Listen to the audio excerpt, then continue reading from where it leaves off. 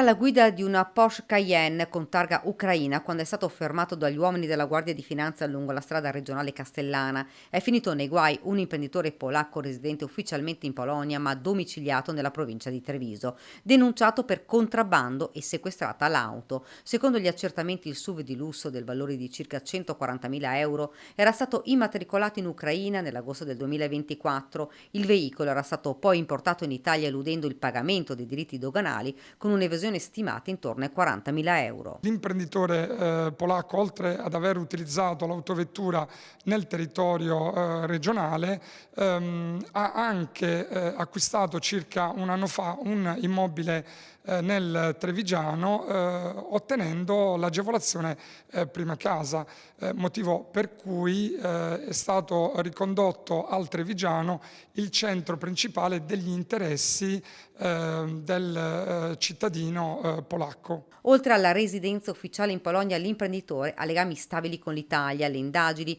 hanno evidenziato che l'auto, sebbene immatricolata all'estero, veniva utilizzata regolarmente in Italia. Grazie alla collaborazione delle polizie locali di Treviso e di altri comuni, è stato accertato che il veicolo era stato avvistato in più occasioni tra le province di Treviso, Venezia e Padova, sempre per motivi non legati a emergenze o situazioni eccezionali, ma piuttosto per esigenza personale o familiare. Sua moglie vive fra l'altro stabilmente in provincia di Venezia e l'uomo ha dichiarato di avere numerosi interessi personali e lavorativi nel territorio confermati dalla sua dichiarazione ai militari. Quando è stato fermato per il controllo si stava recando in un negozio di articoli sportivi in zona. La normativa che consente la temporanea importazione di veicoli extra UE nel territorio doganale e comunitario è molto stringente.